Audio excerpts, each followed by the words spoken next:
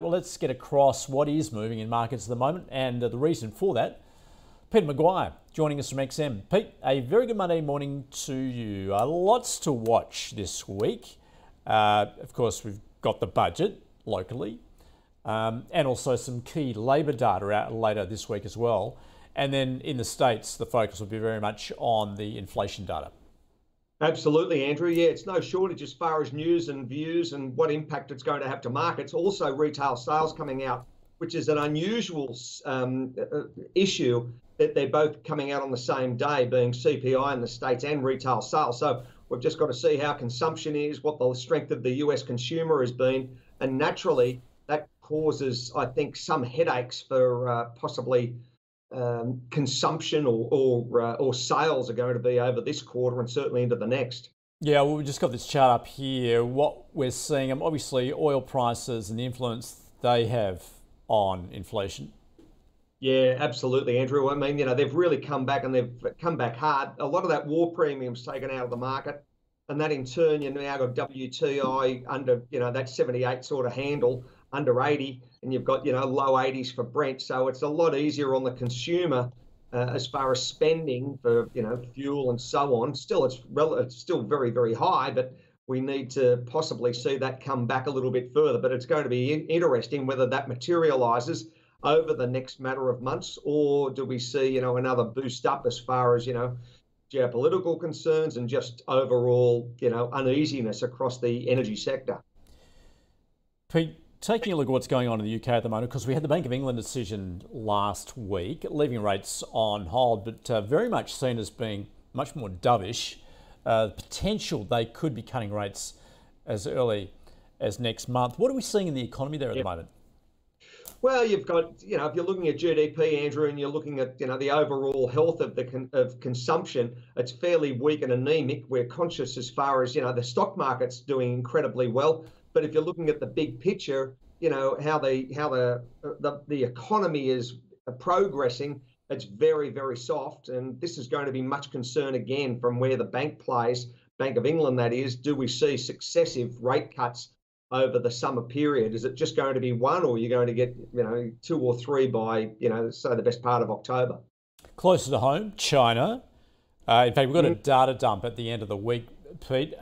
How would you view as to what we should expect there? Well, Andrew, if you're looking at first off, if you look at the stock market, you've seen a nice rally as far as CSI 300. They're up about 15% over the last couple of months. So it's been a really strong move to the upside for some of those Chinese equities. The second part is you've got a growing consumption internally, and that's a good sign. They're trying to export their way out, which you need consumption from the West to buy those finished goods. So that's also not a bad sign.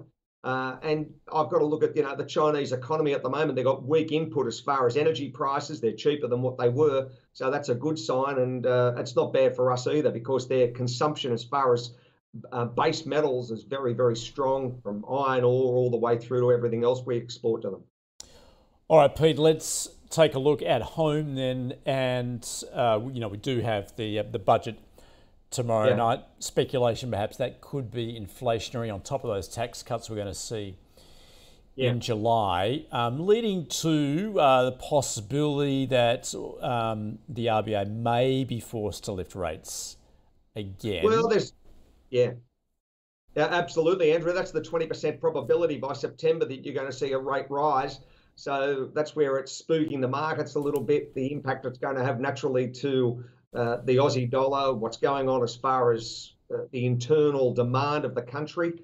It's certainly, high interest rates and, high cost of living is certainly taking a hit to consumption. So that's going to be a major point in view. You've had not bad wage growth, but the overall consensus is that it's starting to bite and bite hard. You've only got to listen to the man and woman on the street, and they're having some pain as far as spending in our domestic economy. Yeah, very much so. So what have we seen, and what are we likely to see with the Aussie dollar, do you think, Pete?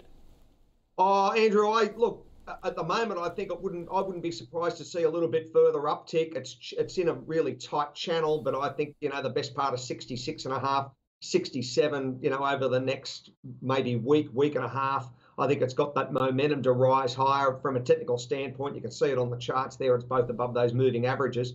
So, yeah, we've just got to see what happens as far as US dollar, how the Fed's, what happens as far as CPI.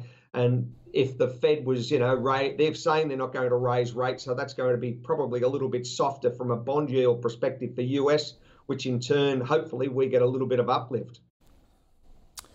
Finally, let's round it out what we're seeing in the crypto space at the moment.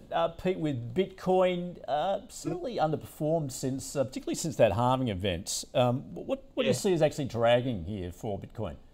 I think it was evaporated, a lot of that hot energy that, you saw that big spike up, Andrew, you saw earlier in the year. You'll have a look at the chart there from, December onwards. It was just showtime. So it hit to 72,000. It's been sold off heavily to 58. It's bouncing around that 61 and a half sort of handle at the moment. It's up $500 since last night.